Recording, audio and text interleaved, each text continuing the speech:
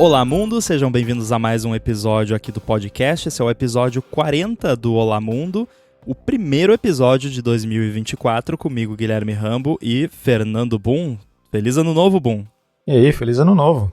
Como é que estão as coisas por aí? Por aqui tudo bem, eu quero saber se você conseguiu descansar aí, você deu uma viajada, imagino que tenha tido aí um breakzinho de final de ano, deu pra voltar relaxado ou só um pouco? Ah, eu já tô cansado, já não aguento mais 2024.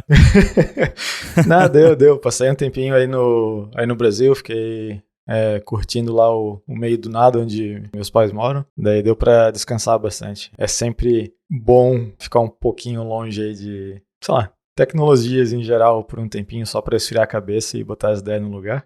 E foi bacana, deu pra descansar, voltar já com um piquezinho lá pra tocar os trabalhos e tô de volta aqui em Portugal. E por aí, como é que foram as coisas?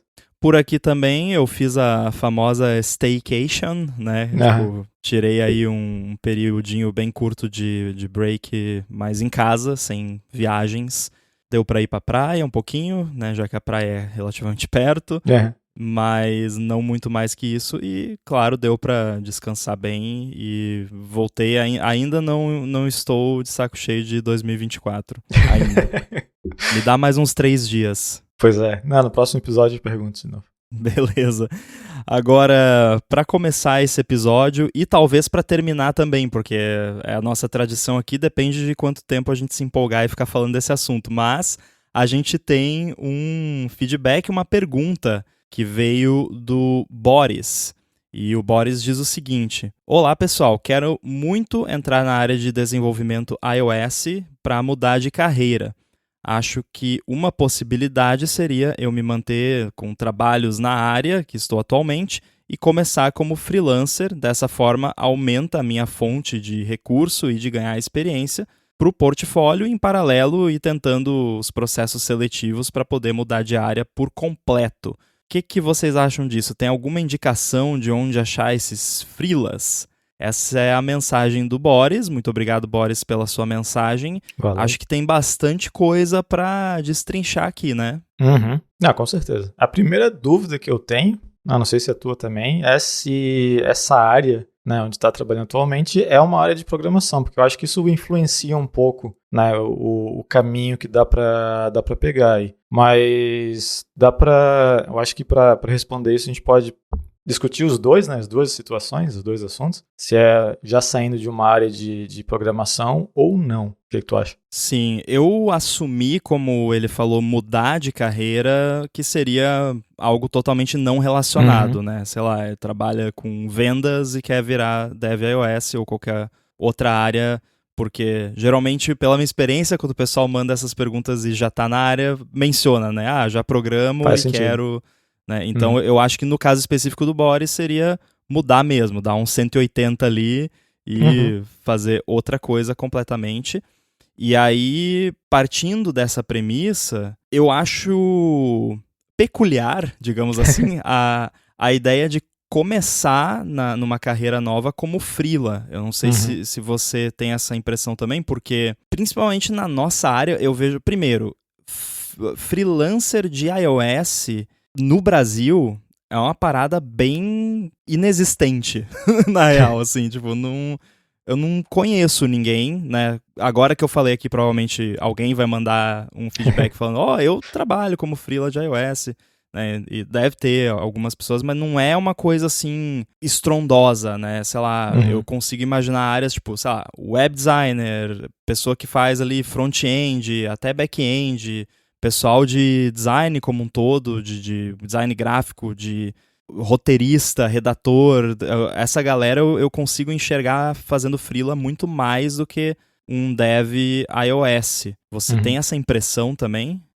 Acho que sim, mas é bem no achismo mesmo, né? Porque eu tô bem fora de como as coisas estão acontecendo aí no Brasil. E o motivo de eu ter esse achismo é porque quando eu comecei minha empresa aí, isso faz bastante tempo, 8 anos, 9 anos atrás, nunca lembro as datas, mas tava meio que aquele boom de toda e qualquer empresa e Joãozinho da esquina queria ter um aplicativo, né? Então, era relativamente fácil de conseguir pessoas interessadas nisso. Mas não necessariamente pessoas de pessoa física, mas de empresas, né? Foram raros as situações onde uma pessoa física veio pra gente, ou pra mim, com a ideia de um... Ideia teve um monte, mas de fato querendo pagar pra fazer, não teve quase ninguém. Ideia é de graça, né? Então... mas com um pouco que eu sei de como estão as coisas agora, eu acho que esse boom de todo mundo e o cachorro quer ter um aplicativo na App Store passou um pouco, então fica um pouco mais difícil de conseguir fazer o bootstrap, né? Começar essa parte de freelance. Eu não acho que é impossível, eu não acho que, né, mesmo falando só no Brasil, é um mercado grande, né, cheio de pessoas, só que o iOS geralmente não é um foco. Quando eu vejo, até na época que eu estava trabalhando aí com isso, que eu tinha a empresa aí, era bem comum de falar sobre o iOS, até porque, né, é o menino dos olhos de ouro ali, na época, pelo menos, e tal, para a questão de marca, de branding, só que Android sempre vinha também. E o que eu vejo agora, sei lá, às vezes a comunidade ali no Slack, ou de algumas notícias que eu vejo aqui e ali, pessoalmente, né, para mim, pro que eu gosto de fazer, infelizmente, o que eu vejo mais acontecendo não é necessariamente Android, mas são coisas tipo Flutter. Sim. Né? E híbridos e afins, porque as pessoas, as empresas que querem um app, isso, de novo, é tudo bastante achismo do pouco que eu sei do mercado, então não tomem nada como verdade, mas do pouco que eu sei, assim, as empresas que queriam ter um app já têm um.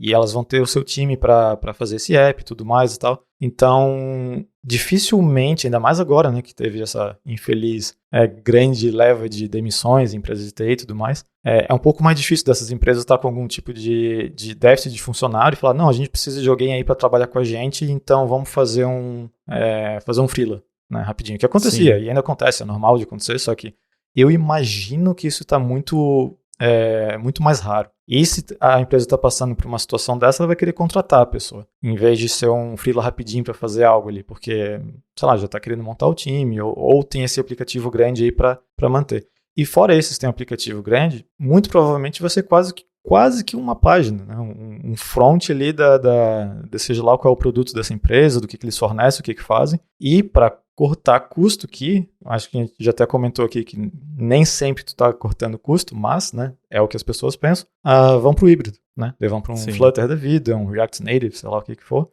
e daí acaba aumentando mais a possibilidade de conseguir um trampo nisso do que só especificamente em iOS, né? Então, o outro problema que eu vejo de começar com o freela em iOS é que uma das coisas mais difíceis que eu passei quando estava começando a empresa era justamente criar essa cartela de clientes, né? Porque tem muito disso de um indica o outro, ou de pedir recomendação e tudo mais. Então, se tu está começando, né? Vou botar uma situação aqui hipotética, né? Não é para deixar ninguém desanimado, mas geralmente quando a gente está começando alguma coisa, não vai ser o nosso melhor trabalho, né? A gente vai estar aprendendo no processo, né, ainda. Então, tu pega lá os primeiros 1, 2 clientes, faz um trabalho que não vai ser o melhor, né? Não vai ser porque tu ainda está na fase de aprendizado e vai dificultar mais ainda conseguir os próximos clientes, porque ainda mais, dependendo de como for que está procurando um próximo freela, se for de repente numa mesma cidade, numa região, uma pessoa fala com o outro e né, se for em sites que você consegue pegar freela, que agora eu não lembro os nomes, a gente pode dar uma olhadinha depois, mas tem uns sites aí que tu consegue pegar freela, que eu não recomendo muito. Geralmente só tem furada. Mas daí tem as reviews também, né, que a pessoa pode deixar e tal, e esses sites geralmente também tu vai estar competindo com muita gente, e tem aquelas pessoas que pegam qualquer coisa ali, cobram nada e, sei lá, fazem as trambiqueiras lá e, né, tu vai estar competindo com muita gente assim.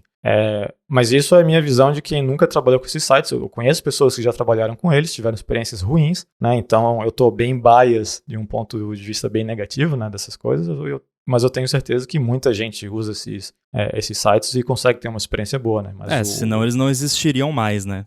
Com certeza, com certeza. Mas do meu ponto de vista, eu acho uma situação meio perigosa, assim, de começar algo e já se expondo no mercado, porque você vai estar não fazendo o seu melhor trabalho, e não quer dizer que em algum momento vai clicar e daqui para frente vai ser o meu melhor trabalho, né? Todo mundo continua sempre aprendendo, mas botar logo no início eu acho meio perigoso. Dá para fazer, mas é perigoso. Pois é, eu acho que... E só antes que o Boris e todo mundo que tá com alguma ideia parecida, desligue o podcast e vá chorar num canto em posição fetal, porque a gente estragou a ideia deles. A gente só tá contextualizando o mercado da forma como a gente enxerga, né, que é importante deixar claro de novo, é a forma como a gente vê pela nossa experiência e pelo que a gente ouve falar. Então, é o Instituto Data Eu, né, não tem nenhuma pesquisa que a gente fez. Então, né, de repente dá uma pesquisada além da informação que a gente está passando aqui, mas é importante trazer todo esse contexto para depois a gente trazer alternativas, né? Porque calma, a gente vai dar sugestões, não se preocupa. Mas eu concordo com isso que você falou sobre o panorama do mercado e eu estava até pensando agora, porque eu meio que comecei a minha carreira de dev como freela, mas não de iOS, eu fazia site na época. Mas era uma época muito diferente, porque era uma época, bem como você falou, que e aí em vez de app era site, todo mundo queria site. Tipo, a padaria da esquina queria ter um site, porque não existia Instagram, Facebook, que hoje em dia eu acredito que mudou, acredito que hoje em dia o freela de sucesso é a pessoa de social media, né? Que vai lá e faz o social media das empresas e administra a página de Instagram, Facebook, cria um viral, né? Então acho que hoje em dia isso é que deve bombar de freela, porque realmente qualquer negócio, por menor que seja, vai querer ter uma presença nas redes sociais. Às vezes o próprio dono ou os funcionários dão conta, mas quando isso cresce um pouquinho, já às vezes demanda ali um profissional que vai pelo menos, sei lá, tirar fotos mais bonitinhas ou criar descrições mais bonitinhas pro conteúdo e tudo mais, né? Organizar os stories do Instagram, enfim, essas coisas. E na época que eu comecei, que foi, sei lá, 2008, por aí, talvez, naquela época todo mundo queria site. E eu ainda morava numa cidade pequena, então já não era mais tão novidade assim, mas lá ainda era novidade. E aí as empresas, por mais locais que fossem, todas queriam ter o seu sitezinho ali, com uma paginazinha institucional, uma página de contato e por aí vai. E aí depois eu fiz uns sisteminhas de CMS um pouquinho mais customizados, mas hoje em dia eu já não vejo mais um mercado para isso, de tipo pequenos negócios que querem ter um site. E aí, transferindo essa experiência para app, eu enxergo hoje da mesma forma, só que eu acho que é pior ainda, porque eu acho que se nenhuma empresa, né, pequena que contrataria um freela para fazer todo o serviço, hoje em dia quer ter um site, muito menos um app. E o que eu vejo hoje em dia na prática de empresas menores, aí a padaria da esquina, ou a pizzaria ali que tem um delivery e tal, e não quer entregar só no iFood ou em outros apps, que tem o app próprio, é tudo white label. Então, tem uma empresa lá que tem um time, uma equipe de vendas que vai lá e vende o white label deles, e aí paga licenciamento lá do white label e talvez paga uma taxa lá de customização para colocar o logo da pizzaria no white label. E é isso, mas não é freela, é uma empresa com um time de vendas, o que era o meu maior terror na época que eu era freela, porque se tinha sei lá, a padaria do Zezinho quer fazer um site e eles estão orçando por aí, eles orçam comigo e orçam com a Super Blaster Master Studio de web design, que tem uma equipe de 100 vendedores e equipe de atendimento e não sei o quê, eles iam contratar a Super Blaster Master Web Design lá, porque eu era só um moleque, né? Então, eu vejo muito dessa forma. Agora, para não dizer que não existe um mercado de freela na área de iOS, bem específica mesmo, até existe, mas é um mercado extremamente de nicho, não está no Brasil, o que é importante ressaltar, e aí é que colide com a sugestão do Boris, é para devs extremamente experientes e de renome no mercado. Sim. Porque você não é um freela, né? Que você é um consultor, né? Você faz consulting. E aí é outra parada, porque eu posso pegar como exemplo o John Sandel. A gente tem lá o Stack Trace e ele comenta comigo lá dos trabalhos que ele faz, porque ele é consulting, ele faz consulting, né? Ele é um consultor de iOS. E aí geralmente é assim, tem uma empresa que fez um app normalmente terceirizado, então a empresa quer um app, normalmente são empresas de médio para grande porte, não são empresas, né, não é a padaria da esquina. A empresa vai lá, faz um app normalmente contracting, vai lá, contrata uma empresa para fazer o app e acabou. E aí essa empresa contrata ou o John diretamente para... saiu o iOS 17, a gente quer atualizar esse app para o iOS 17. Eles vão lá e chamam o John e contratam ele, fazem um pacote de horas lá com ele para ele atualizar o app para o iOS 17, corrigir bugs e por aí vai.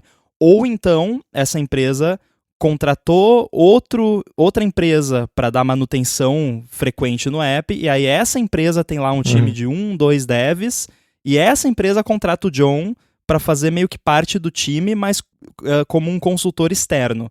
Às vezes, tanto para fazer code review, quanto até para dar meio que workshop para o time, para eles melhorarem a qualidade do trabalho deles, e também botar a mão na massa, resolver bug, implementar feature nova e por aí vai. Então, esse é um mercado mais próximo de freela que eu vejo existindo de iOS. Aí é um mercado global, eu não vejo isso no Brasil. Mas, claro, você estando no Brasil, você falando inglês, você consegue trabalho em qualquer lugar do mundo, né? Eu já fiz uns freelas a maioria de macOS, na verdade, que é ainda mais de nicho, né? Justamente porque, tipo, eu sou conhecido no mercado de Apple por ser um desenvolvedor com experiência em macOS. E aí, às vezes, tem uma empresa lá que tá precisando de alguma coisa muito específica de macOS e não sabe mais a quem recorrer, aí vem alguém e descobre o meu contato e fala comigo, e aí raramente eu acabo pegando quando eu acho interessante, porque realmente não é o meu foco.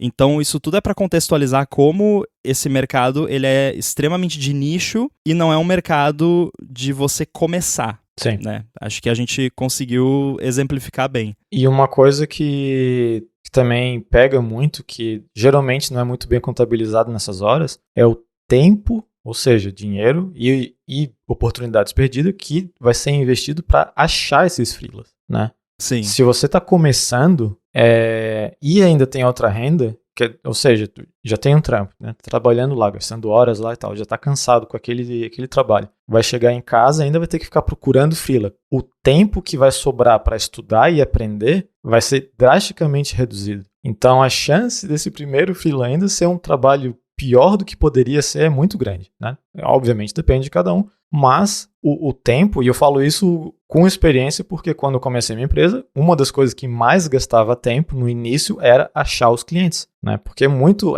difícil. E ainda mais, né, a coisa com iOS, a coisa mais engraçada que tinha é que, para ver o nível da situação, quando você falava que você tem que ter uma conta da Apple para publicar os apps. Ok, que legal. E é $99 por ano. Então não quero mais. Sabe? Isso, só o nível de situação aí, várias desse tipo de reuniões que eu tive, que eu passei, viajei, fui para cidades diferentes e tudo, para conversar com as pessoas, porque era muito comum não, tem que ser, né, face to face, sei lá o quê, para fechar o projeto, tem que confiar em você, porque ainda não tem portfólio, papapá. Dá para entender, né? É uma situação meio... Isso é uma parada que eu ia comentar também, porque assim, se você já tá trabalhando full time, ou mesmo que seja só part time, e você quer ser freela, ainda mais considerando um mercado de nicho, como eu mencionei, mas mesmo, por exemplo, na época que eu fazia os freelas de site lá, dificilmente eu fechava algum negócio sem envolver pelo menos uma reunião presencial, né? Hoje em dia, provavelmente vai ser mais flexível de reunião via Zoom e tal, né? Principalmente se for um cliente de fora, obviamente. Sim. Mas vai envolver ali, em algum momento, algum tipo de comunicação síncrona, né? Uma call. E aí, se você tem um trabalho full-time que não te dá flexibilidade, você vai marcar reunião no sábado, vai marcar reunião de noite, né? Aí já já complica, né? Mas acho que não vale a pena a gente ficar batendo, né, martelando essa questão de freela não é bom para começar. Acho que já ficou claro aqui. Não queremos também desestimular todo mundo a né, desistir. Então, vamos trazer aqui, então, uma sugestão de caminho, que, de novo, é só uma sugestão, não quer dizer que é o que funciona, né? Cada um sabe o que funciona para si, mas assumindo, então, essa ideia de que começar como freela na área de Dev iOS não rola, o que você faria? Digamos que você hoje trabalha lá de vendedor em algum lugar e tal, ou qualquer outro trabalho de escritório, e você está a fim de migrar para a área de Dev Apple. Como você sugeriria fazer esse caminho continuando no job que você já tem Sim. e aos poucos ir desenvolvendo uma carreira, né, paralela? Então, até posso dar de exemplo um pouco como foi comigo. A diferença é que eu não estava numa área diferente, né? Eu estava trabalhando com programação, porém eu queria mudar de algo. Foi completamente, né, uma mudança grande, foi de basicamente fazer sistemas embedded para Linux, para iOS. Mas o approach que eu fiz é basicamente o que eu recomendo, né? Numa situação onde ainda mais que não quer deixar o trabalho de lado para não perder fonte de renda, o que faz todo sentido.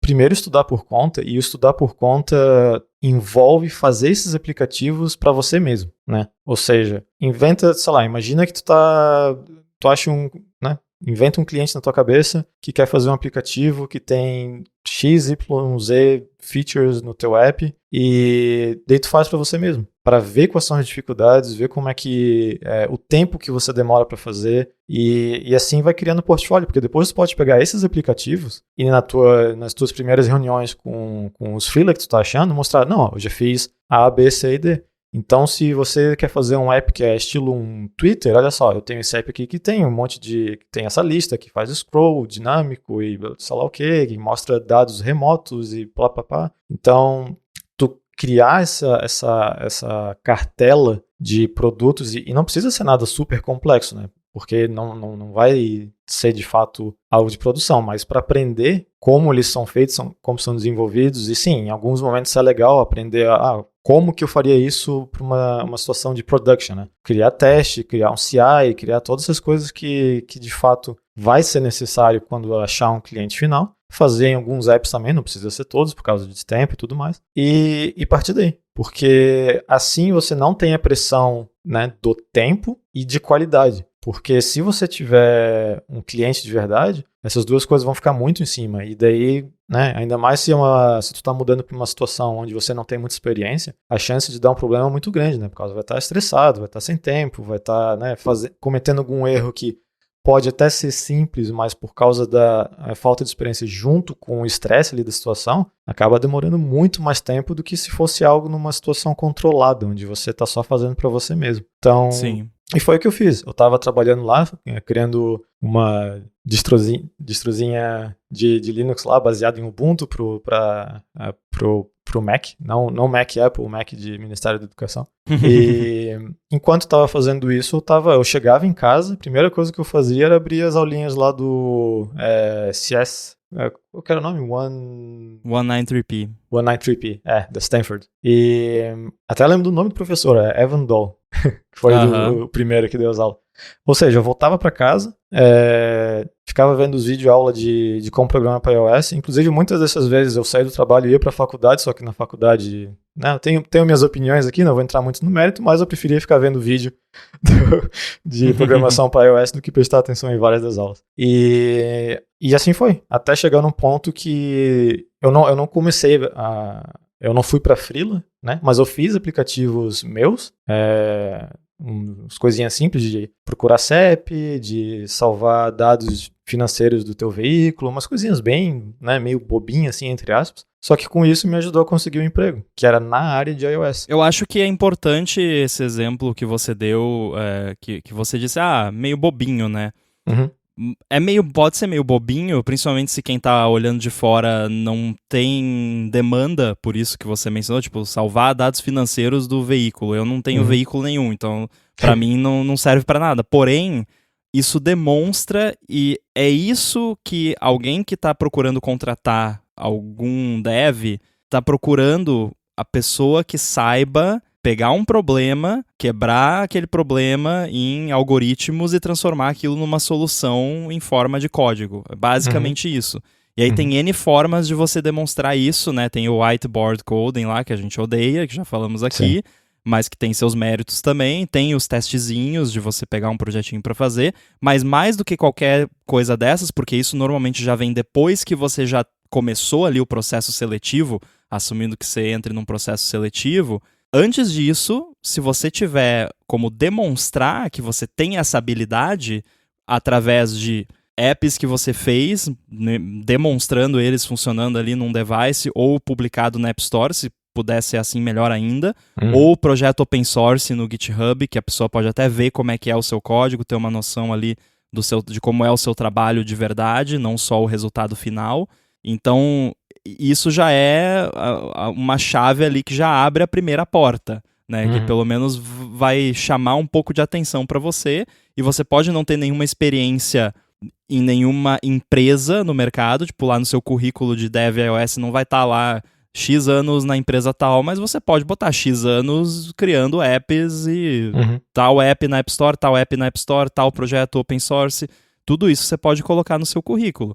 E são coisas que, se a empresa está principalmente procurando alguém para uma vaga mais de entrada, tipo uma vaga júnior, eu acredito que esse tipo de coisa vai fazer bastante diferença. E claro, aí depois cada empresa tem o seu processo, tem os seus testezinhos, o seu game show lá, o passa ou repassa da programação, aí você vê depois. Não, pois é. E aí que tá, né? Em tudo isso, né? Criar o seu aplicativo, estudar e tudo mais, ele leva bastante tempo, né? Não é algo que começa do dia pro outro. E fazer isso tudo enquanto está procurando cliente, lidando com bug, lidando com questão de pagamento, lidando com questão de imposto, lidando com como fazer nota fiscal, pelo menos que para mim, na época foi tudo novidade, né? Não sei se, por exemplo, o Boris ele sabe como fazer tudo isso, como trabalhar com freela dessa forma, mas se não sabe, é muito tempo investido para aprender essas coisas que vai sair de tempo que podia, na minha opinião, né, que foi tanto que eu fiz, focar no aprendizado da plataforma, de coisas para ver se acha interessante ou não. E uma coisa que é legal de frisar é que todos esses aplicativos, como eu disse, entre aspas, bobinhos, que tu faz para aprender, faz para você mesmo, muito dificilmente tu não vai extrair informação útil deles, né? Por exemplo, esse de financeiro de carro, eu aprendi várias coisas do jeito difícil de como lidar com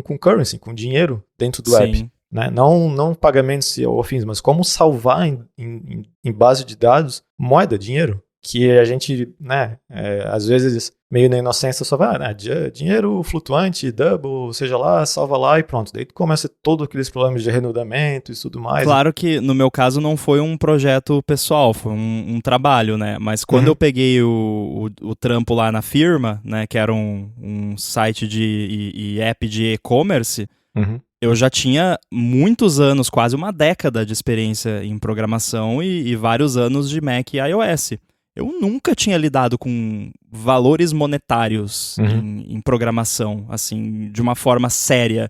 De tipo, se eu errar isso aqui, não vai passar a transação, ou vai bloquear o cartão da pessoa, ou o antifraude lá do back-end vai dar flag, sabe? Esse tipo de coisa, eu nunca tinha lidado de uma forma tão direta com esse tipo de problema. E aprendi lá, né? E aí você pode expandir isso para N outras coisas, né? Sei lá, você faz um app que você faz filtros em vídeo. Você quer botar filtro de Instagram num vídeo. Você vai ter que aprender sobre AV Foundation, sobre como funciona vídeo, o que é um frame, como processa, Core Animation, Core Image, como escreve o arquivo em disco, gerenciamento de memória, negócio de rodar coisa em paralelo, com async. Olha quanta coisa você aprende para resolver uma parada só. E isso tudo é coisa que você vai acumulando. Você pode até esquecer como você fez, né? Se não é uma coisa que você faz com frequência, mas daqui 2 anos, se surgir um problema parecido, você vai lembrar, eu já fiz algo parecido, e aí você pode ir lá consultar o que você já fez, ou pelo menos você já sabe mais ou menos por onde começar. Sim, não, com certeza. E uma dica que eu dou, porque um problema que eu tinha bastante nessas horas é que app eu faço? O que eu faço? Né? Procurava mais ideias e tal, e sempre tipo, o que eu faço? E nada me empolgava muito. Os que eu mais me interessava de fazer era reproduzir apps do sistema do iOS. por exemplo, Perfeito. Weather, né? Tu quer fazer ali, se bem que hoje em dia o Weather tá bem mais, né, complicadinho, cheio de animação e tudo mais, então eu diria que ele é um app avançado. Mas, sei lá, pega um relógio, um Notes, né? Reminders. Tenta fazer esse app, porque daí tu vai começar a perceber como tem coisas que parecem difíceis e são fáceis e vice-versa. Coisas que parecem super difíceis, né? Não, coisas que parecem super fáceis e são difíceis. Eu me enrolei todo, mas enfim, você entendeu. A questão é que tem muita coisa que tu aprende fazendo esses clones do app. E como você já tem o app da Apple ali funcionando no teu iPhone, é muito legal tu comparar. E ver, a minha animação não tá tão fluida assim. Por que que é? Quando eu faço aqui, outra coisa acontece. No meu, não, sabe? E é muito legal comparar de um para um, ver o que tá acontecendo, ver os detalhes. Nessas horas, tu ter o aplicativo da Apple do lado para ver a diferença de detalhe e tudo mais é muito bacana. Porque se você fizer um aplicativo do zero, né, que tudo surgiu da tua cabeça, é muito fácil fazer algo que, pelo menos para mim, que eu acabava fazendo, que é aceitar alguns defeitos como faz parte. Porque tu não tem necessariamente aquele end goal, né? Aquela coisa para comparar com, né? Tá tudo na tua cabeça. Então, se tiver algum detalhezinho ali que não tá perfeito, é fácil de chegar e falar, tá bom. Se tu tá vendo o negócio da Apple ali, primeiro, tu sabe que é possível, porque tá ali, e isso é muito legal também, porque às vezes tu pode, querendo ou não, chegar numa situação que não que é impossível, mas é, né, extremamente complicado, sei lá o quê. E outra que tu consegue comparar. Então, eu sugiro pegar uns aplicativozinhos ali da Apple, que já vem no sistema, ver os que parece ser mais simplesinho, começa por ali. Faz um clone dele, vê como é que funciona. Porque se tu conseguir pegar, né, 3, 4, 5 aplicativos da Apple e conseguir reproduzir eles de uma maneira 90% fiel, daí eu acho que já tá legal, assim, pra de fato pegar freelas e não ficar muito preocupado com, será que eu sei a qualidade do que eu faço tá bom ou não? Porque já passou pelo período de aprendizado, já tem o básico ali na cabeça funcionando e não tem mais aquela dúvida de, vou investir tempo na educação ou na procura de freela, porque tu já provou que sabe fazer um negócio, que já conseguiu fazer os clones dos aplicativos ali. Então, obviamente, não é todo mundo que gosta de fazer algo que já existe, né? Comparar e tal. Depende de cada um. Pra mim foi bem legal. Inclusive, eu lembrei agora, enquanto falava, teve um challengezinho, alguns anos atrás, sobre reproduzir uma animação do Apple Watch, que eu e você, que a gente fez. Não sei se tu lembra disso. Sim, era de reproduzir a animação do aplicativo Breathe, né? Isso. Que na época era diferente do que é hoje, mas era pra reproduzir como ela era na época. Eu acho até que eu ainda tenho isso no meu GitHub lá. Se eu achar, eu deixo o link aí nas notas. E foi bem bacana. E aquilo foi o quê? 2 anos atrás, 3 anos atrás, algo assim. Por aí. E eu já tava, né? Eu já tinha alguns anos aí de desenvolvimento e mesmo assim fazendo esse negócio eu aprendi umas coisas bem bacanas. Principalmente depois de terminar o meu e comparar com o teu código. Ver, tem esse jeito aqui de fazer que é bem melhor, eu devia estar fazendo assim, assado e tal. Foi muito legal. Eu lembro, acho que foi alguma conferência que fez e aí eram vários desafios. Eu até lembro que eu fui judge, né? Fui um dos julgadores lá em um deles.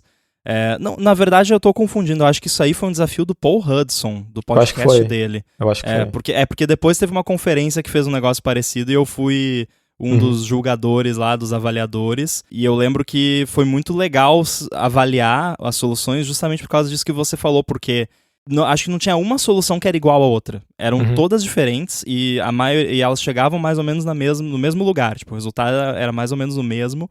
Então foi muito divertido. E, sim, fazer também, quando a gente fez, foi muito divertido justamente por esse mesmo motivo. Por ver ali as outras soluções e pensar, poxa, eu podia ter feito assim, né? Ou então ver e pensar, não, acho que eu ainda prefiro o jeito que eu fiz. E eu acho, se não me falha a memória, eu acho que tu fez em SwiftUI e eu fiz em UIKit. Sim, E daí eu vi como o teu tava bem melhor que o meu. Na época eu fiz em SwiftUI, até porque na época eu ainda não tinha tanta experiência ainda com SwiftUI e não tinham tantos recursos de animação em SwiftUI como tem hoje em dia. Então eu lembro até que foi bem desafiador, assim, sacar todos os detalhes de como fazer. Eu fui teimoso, porque eu vi alguns exemplos já, e o pessoal todo tava usando SwiftUI, e pensei, não, vou fazer um UIKit porque eu sou teimoso, e daí eu percebi que SwiftUI era melhor mesmo. Pois é, eu lembro que na época eu pensei em usar a CA Replicator Layer pra fazer. Nossa. Que era tipo uma flor, né? E aí eram várias pétalas e tal, então acho que teria dado certo, mas enfim, precisava aprender SwiftUI. Mas cara, essa dica que você deu de replicar apps do sistema, ela é muito boa pra você pegar detalhezinhos, assim como você disse na hora que tá começando, mas é um exercício bom pra qualquer nível de experiência, eu diria. Porque, e foi algo que eu fiz, inclusive, quando eu estava aprendendo SwiftUI. Eu olhava ali aplicativos do sistema ou elementos de UI do sistema. Sei lá, a Home, teve uma vez que eu repliquei aquela animação do App Library do iPad, da home screen, usando o SwiftUI, porque eu queria aprender mais a questão de interatividade das animações de SwiftUI e tal. E aí, não só você fazendo isso, você não só aprende a técnica que você precisa para replicar aquilo que você está fazendo, como também você percebe detalhes na implementação original que você não percebe só usando. Sim. Você percebe detalhes de como uma animação funciona ou algum alinhamento diferente, e aí você começa a se perguntar assim, não, por que esse label tá alinhado dessa forma? É porque tá errado, né? Porque alguém errou? Ou aí você bota uma linhazinha ali e você vê que na real todos estão alinhados com o baseline de alguma outra coisa lá e fica bonito no fim das contas, né? Vários detalhezinhos de comportamento, de quando você toca no botão e aí abre o negócio, por que o negócio abre assim e não assado? Tudo isso que você não pensa quando tá só usando um app, você replicando, você presta mais atenção e acaba percebendo esses detalhes menores. E eu vou dar uma dica que eu fiz o teste aqui enquanto a gente estava falando. Você falou de, né, como ter ideias de aplicativos de teste ali para fazer, para aprender. E é óbvio que eu tinha que perguntar pro ChatGPT, como a gente sempre tem que fazer. E hoje em dia eu recomendo, é uma ferramenta boa, inclusive, para quem está aprendendo. Nem que seja só para trocar ideia. Mas ele deu ideias bem óbvias, mas boas. E eu não vou ler tudo que ele escreveu, mas para cada sugestão ele descreveu algumas features e algumas coisas que você poderia aprender. Então ele deu aplicativo de lista de tarefas, né? Óbvio, é o primeiro de todo mundo. Clima, né? Previsão do tempo. Gerenciador de despesas pessoais. O seu exemplo ali de lidar com moeda.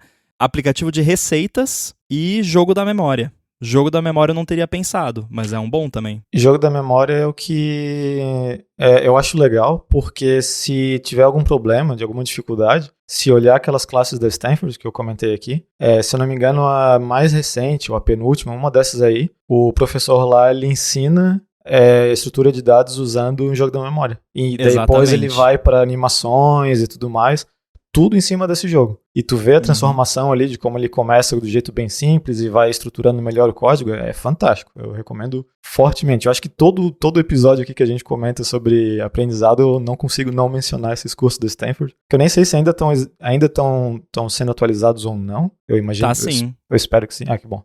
Então, é a melhor recomendação. E uma coisa só que eu queria voltar, é que lá no início eu disse que é um pouco diferente se a pessoa está mudando de área de carreira, começando com freela, se já está na nossa área, né, de programação ou não. E o motivo disso, que para mim, né, na minha cabeça, o motivo disso ser diferente é que se você já trabalha com programação, vamos supor que, né, o Boris ele trabalha com, sei lá, back-end, né? Então, muitas noções de qualidade de software já existem, né? Como aplicar teste, como funciona um CI, todas essas coisas de como garantir que o teu produto não vai ser um desastre no início, essas noções já existem, né? Já são um pouco mais enraizadas. Então, os problemas que vão existir, né, vão ser focados na plataforma de o que eu uso, quais são os frameworks que dá para usar e tudo mais, né? O que não invalida ainda o que eu falei no início, de que eu ainda não acho que é uma boa ideia começar já com freela, né? Mas é um pouquinho,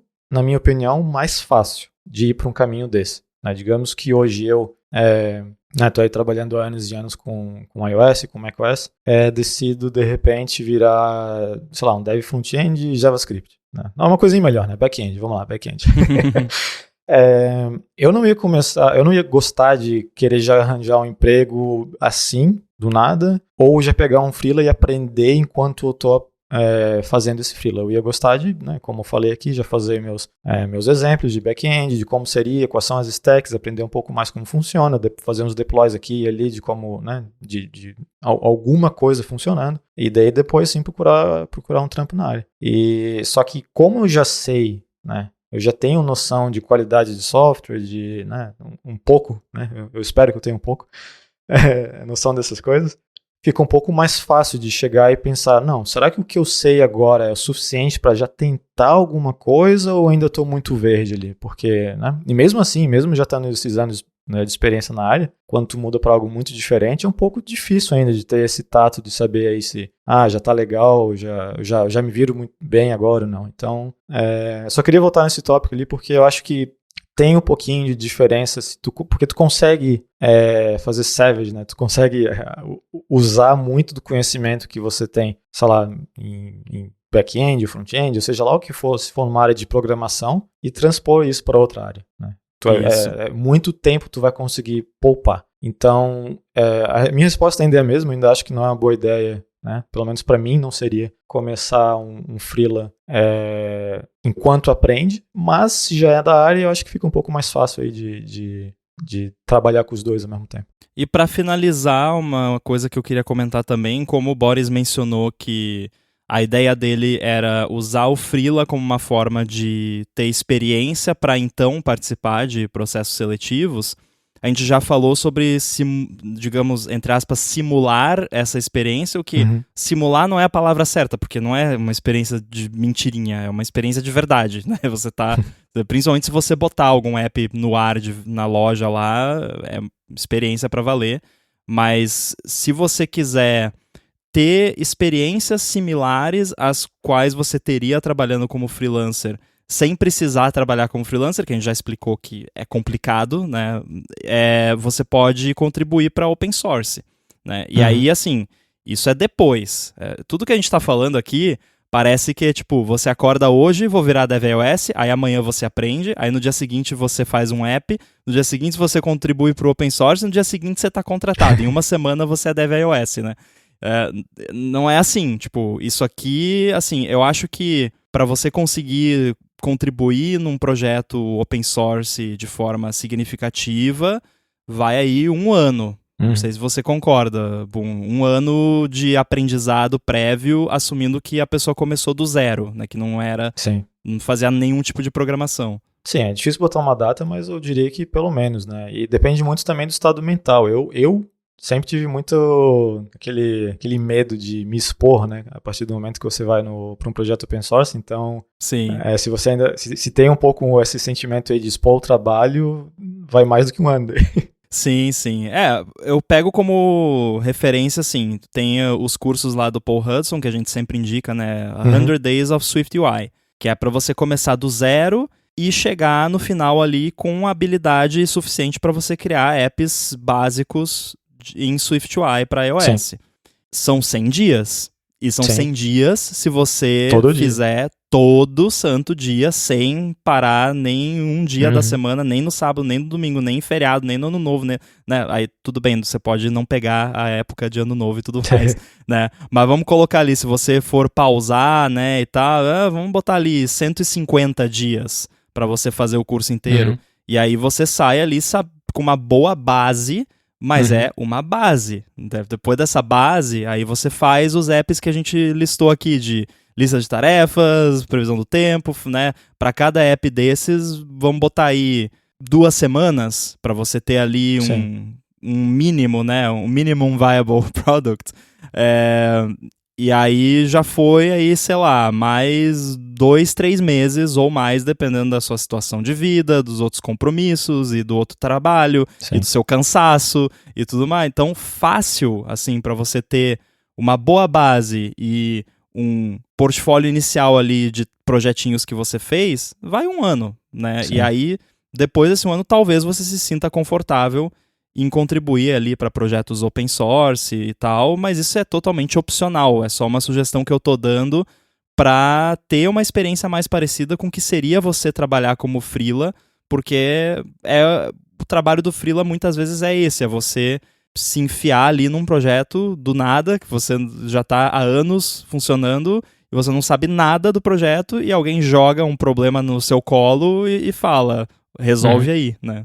Sim. E uma coisa que eu acho interessante também é que no e-mail ali, no feedback, a minha interpretação foi que o end goal, o objetivo, é um processo seletivo de mudar de área por completo, né? Sim.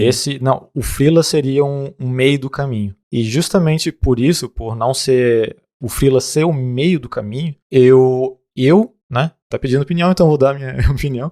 Eu acho mais inteligente focar no estudo, focar nos projetos pessoais, focar no portfólio, e com isso não tem problema nenhum, inclusive eu recomendo, eu acho que é legal já começar a fazer a entrevista, ver o que o pessoal está precisando, ver como são os processos, porque se você tem o teu portfóliozinho ali, já dá para mostrar coisas, já dá para chegar e olha, eu não trabalhava com isso antes, mas eu gosto da área, me interessei, eu aprendi sozinho, tá aqui o que eu sei fazer, disposto a aprender mais, blá blá blá, aquelas coisas de sempre, e focando nisso, né, sem ter que se preocupar com a parte de achar cliente, achar isso, achar aquilo, vai ser mais rápido. E eu não acho, né, eu posso estar errado, mas eu não acho que a grande maioria das empresas vai se importar se o projeto que você fez foi num freela ou foi para você mesmo, né?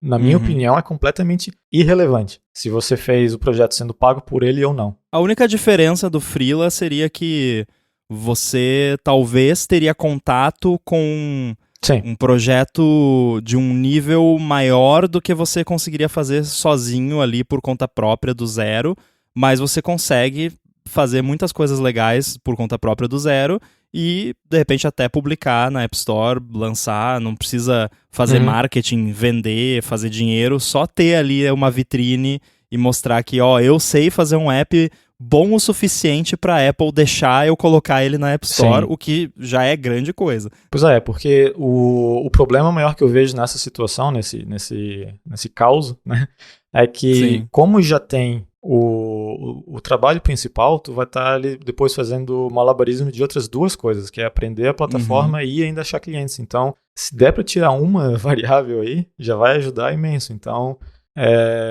a recomendação mesmo da minha parte seria, né, como a interpretação que eu tive foi que o objetivo é conseguir um emprego na área, seria esquecer esse negócio de freelance, pelo menos na parte do aprendizado ali, que está aprendendo é uma coisa nova, que vai ter momentos chatos, vai ter momentos frustrantes e tal, então tu ter que lidar com isso mais a parte de cliente, de repente é um peso muito grande, né? E focar na parte do aprendizado, porque eu acho que o investimento é mais esperto, do meu ponto de vista. Uma questão importante que a gente precisa considerar, que talvez seja uma das motivações por trás dessa ideia, é a questão de renda, né? Ah, sim. Porque se o Boris já trabalha há muito tempo numa área, ele provavelmente está num cargo mais sênior e provavelmente tem uma remuneração mais bacana.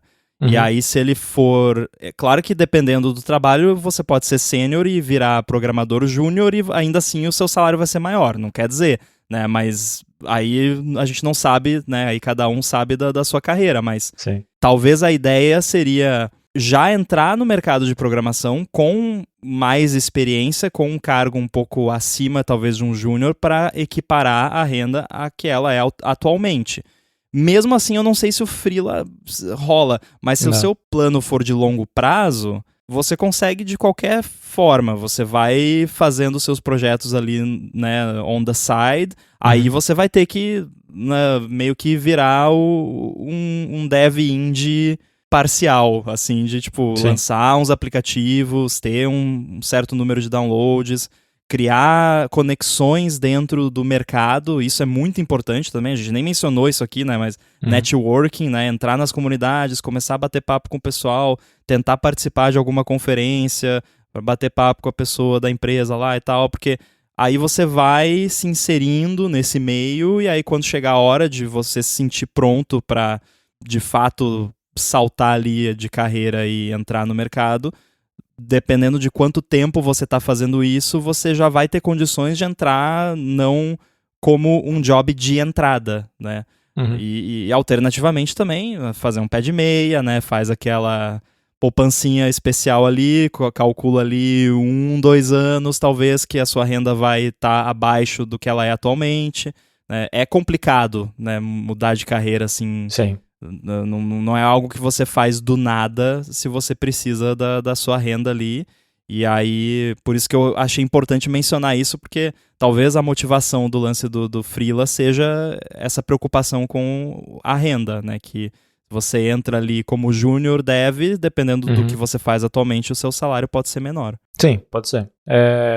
O que eu... Né, assumindo que é uma situação onde tu tá querendo ir atrás de um freela para conseguir uma renda extra, né? Eu apostaria que em longo termo, né, long term, longo prazo que chama longo prazo, em português. Exatamente, muito obrigado. Às vezes né, não funciona. Mas eu diria que a longo prazo, o retorno financeiro vai ser maior, né, se focar na parte inicialmente de estudo e portfólio e tudo mais, e ir direto para a parte de conseguir um emprego, do que tentar fazer malabarismo dessas 3 coisas ao mesmo tempo, ou seja, o freelance, o trabalho atual e ainda, né, aprender algo novo. Porque eu não acho que vai ser fácil conseguir um freela, né, com pouca experiência que paga legal. Muito provavelmente esses freelas vão ser um valor muito baixo. E como, né, esse freela vai estar pegando bastante tempo aí do aprendizado, porque nem tudo ali que tu vai fazer vai ser, como eu disse antes, vai ser relacionado à parte de programação, né? Vai ter muita coisa de lidar com o cliente, de reunião e tudo mais, e nota fiscal, blá blá blá. Então, muito tempo vai ser investido nessa área, que é tempo que simplesmente não existiria se focasse só na parte do estudo, do trabalho atual, e depois focasse no outro emprego. Então, do meu ponto de vista, a carreira vai crescer mais rápido se não tivesse empecilho do freela no meio. Tá virando podcast de coach financeiro isso aqui, né? Mas eu acho que... nada que eu falei é conselho financeiro.